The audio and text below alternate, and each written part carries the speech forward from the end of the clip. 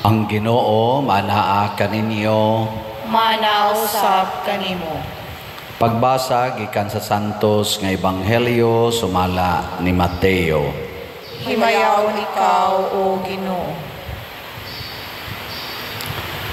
Sa pagkakita ni Jesus sa mga tao nga nag-alirong kaniya, miingon siya sa iyang mga tinun-an, manabok kita sa lanaw.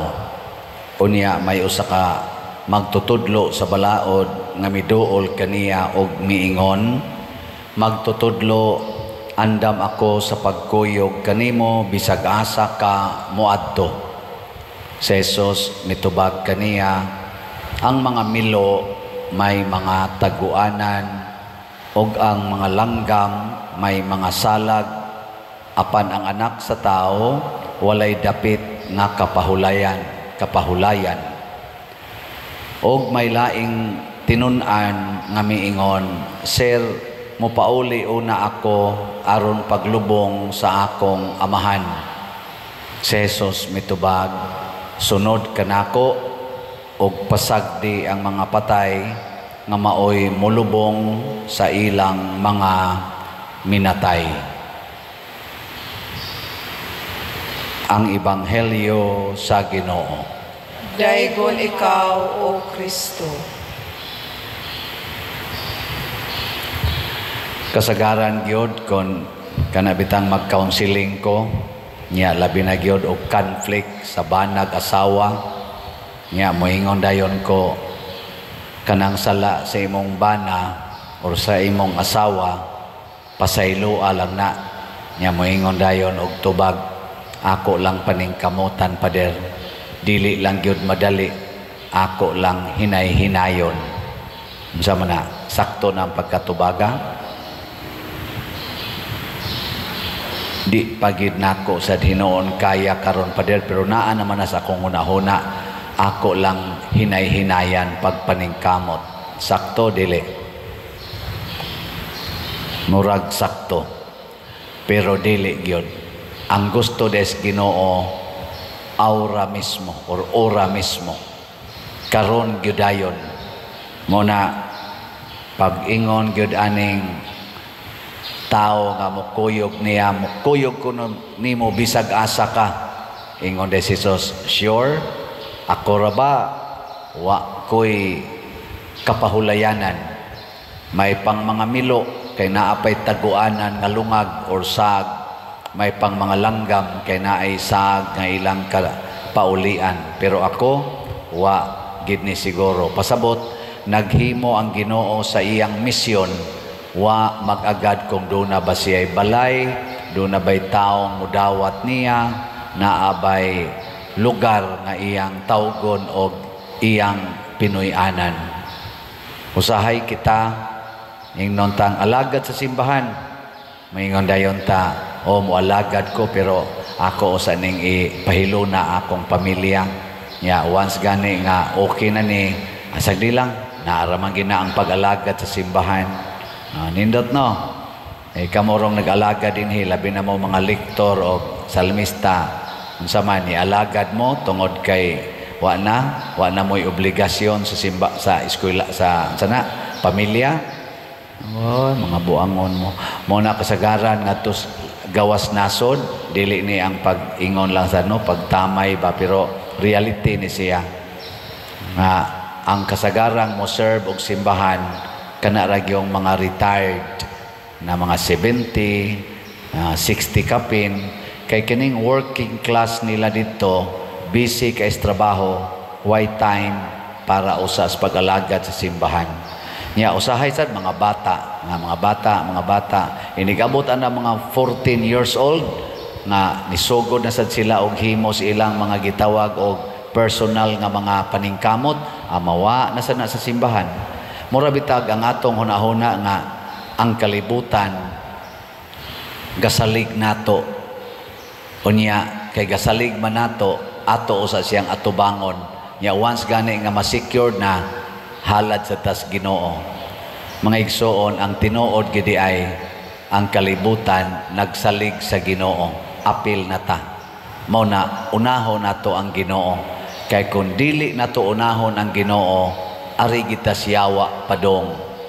Motong panahon ni Abraham sa Sodom and Gomorrah, si Abraham nihangyo sa Ginoo, Lord, unsa may mahitabo sa dako kayong siyudad, imo bagyong sunogon? Kung naa dihay 50 kabuok nga buutan nga nagtuman sa imong sugo, imo ba diyang sunogon ang tibuok siyudad? Ingong Ginoo, di nako sunogon tungod sa 50 kabuok. Ingon ana kadako ang mabuhat sa taong buutan, masave niya ang dako daghang katawhan. Yan, sigig bargain si Abraham. Hangtod ni ingon nagis Abraham, last na lang gini Lord, kung naay napo na lang kabuok ang motuo nimo, imo bang sunogon? Ingon Ginoo, dili nako sunogon. Basta naay napo kabuok, sunan kana kadako daig mahimo sa tao. Muna ningon si Jesus, biyain ang imong amahan nga namatay, ikaw sangyaw aron maluwas ang daghang mga tao. Luwason na nimo nga patay naman na usara sad na kabuok, pero sa imong pagsangyaw tibuok kalibutan, at least usa ka syudad ang imong masalbar nga dili mamatay dito sa impierno, kaysa magsigi kag hilak-hilak anang imong namatay nga amahan nga lawas na lang gani na inhibilin. Kana ray imo yung tan-awon kaanugon sa mahimo untang bunga sa imong pagsunod nako. Muna ang Ginoo agato siyang sundon, daghan kay mahitabong nindot sa atong kinabuhi. Dinis atong parokya ni sunod magitag ning kamot matag sunod sa Ginoo, kanang inyo mga donasyon, kanang inyo mga kolektang gihog diha sa atong mga pamisa, ato man ginang gigamit para sa simbahan, para sa mga kabos, para sa mga projects, para sa atong mga kalihukan. Tanawa ra gud og unsay nahitabo ron sa atong parokya. Nya dili ra sa atong parokya ni naka apil pagyud taghatag ngadto sa panginahanglan sa Archdiocese. Apil na sad ang daghan kay mga parokya o mga religious communities ato gyapong napaambitan. Nganuan tungod kay wa ta maniguro lang sa atong kaugalingon. Mao nang diri say usa niingon, Lord, mosunod ko nimo pero muuli sa kusamo kay mananghid ko. Bisan gani pagpananghid di mo sugot ang Ginoo. Naman yung siya, ayaw na. Ako nagoy imong gisunod. Mananghid pa ka dito nga binuhat ra man nako. Ako mo'y sunda. Nindota no? Giling nga imong tupad. Yung namananghid pa ka sa imong bana aron mo kuyog kang father. Yung nako no? Mapatian kita sa bana aning kalakiha. Mao na siya rato nang una-unaon. Kung imo nang gibuhat tungod sa Ginoo, ayaw nagpananghid. Meaning, sa pagbuhat nato sa sugo sa Ginoo, dili na ta maghuna-huna unsay isulti nato sa mga tao. Padayon buhat. Muna dinhi kining atong giingon nga ang Ginoo maayo og maluluyon.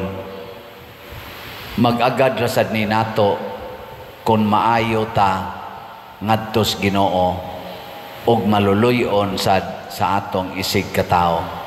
Pero kita ra gyud magpaluoy-luoy, kita ra gyud mo'y murag maniguro sa atong kaugalingon. Ang Ginoo sad dili sad maayo, dili sad maluluyon nato. Kinahanglan kita mo buhat ngadto sa atong isig katao sa mga buhat sa Ginoo. Muna manghinaot ta nga ang ato untang paningkamot matag adlaw, labi na gid sa ato mga leaders sa gobyerno o sa simbahan, magbuhat unta sila, dili magsigig hunahuna nga susunod tuig eleksyon na sad, 2028 eleksyon na sad, kinahanglan mamundo ko karon. Ayaw ana mga leaders, trabaho mo maayo unsay ikahatag ninyo sa atong nasod. Ang Ginoo maura sa imo palambo sa inyong kinabuhi sa sunod panahon. Tanawa karon unsay nahitabo. Ang mga dinaog-daog kasagaran maoy nidaog atong midterm elections. Ang mga kaning gitawag natog mga banggiitan kunuhay in terms of kwarta, in terms of gahom and influensya nangapildi. Dili na ingon nga final na. Doon na pa'y laing challenge sa mga nidaog.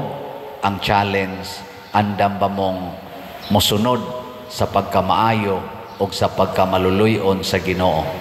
Di gani mo mubuhat ana, igo ramos pagdaog, nya lipay na kay mong nidaog mo, malusno or sad mo, mura og Sodom and Gomora. Masunog ramo, mawagtang sad mo spasing. Pagampo sa katawhan.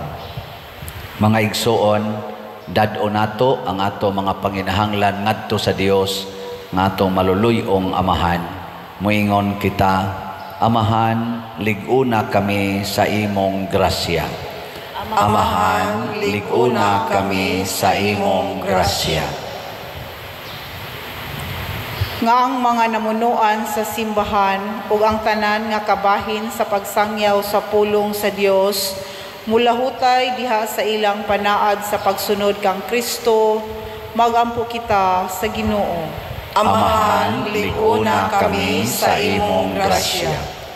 Nga matag adlaw, mabag-o ang atong Kristohanong katilingban, pinaagi sa atong pagtuo sa pulong sa Dios, nga nagtawag kanato ngadto sa mas maayong pagkinabuhi, magampo kita sa Ginoo.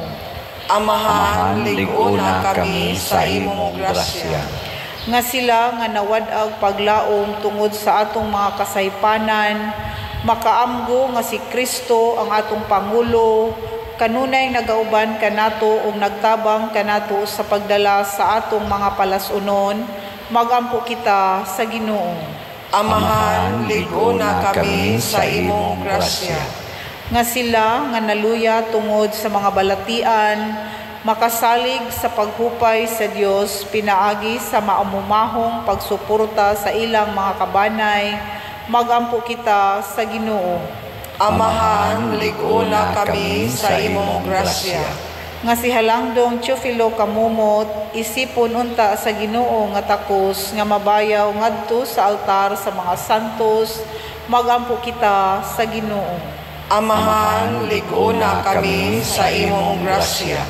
Nga ang mga proyekto dinhi sa atong simbahan, pinaagi sa pangama ug paggiya ni San Vicente Ferrer, magmalampuson ug mahuman unta, sumala sa atong mga giplano ug gipangandoy, magampo kita sa Ginoo. Amahan, liguna kami sa imong grasya. Nga ang tanang mga benefactors ug donors sa atong simbahan, nga mihatag og finansyal ug lain-laing hinabang ug alang sa mga nagtrabaho dinhi sa atong mga proyekto, nga hatagan unta sila sa Ginoo ug daghan pang mga grasya sa ilang kinabuhi, malikay sila sa mga kadautan ug mulampos unta ang tanan nilang mga paningkamot, magampo kita sa Ginoo. Amahan, liguna kami sa imong grasya. Nga ang mga nangamatay nga misunod kang Hesus, makasulod sa balaang presensya sa Dios hangtod sa hangtod didto sa langit, magampo kita sa Ginoo. Amahan, liguna kami sa imong grasya. Dios nga among Amahan, dawata ang among mga pangamuyo, nga gituboy namo nganha kanimo uban sa gugmag pagtuo, pinaagi ni Kristo among Ginoo. Amen.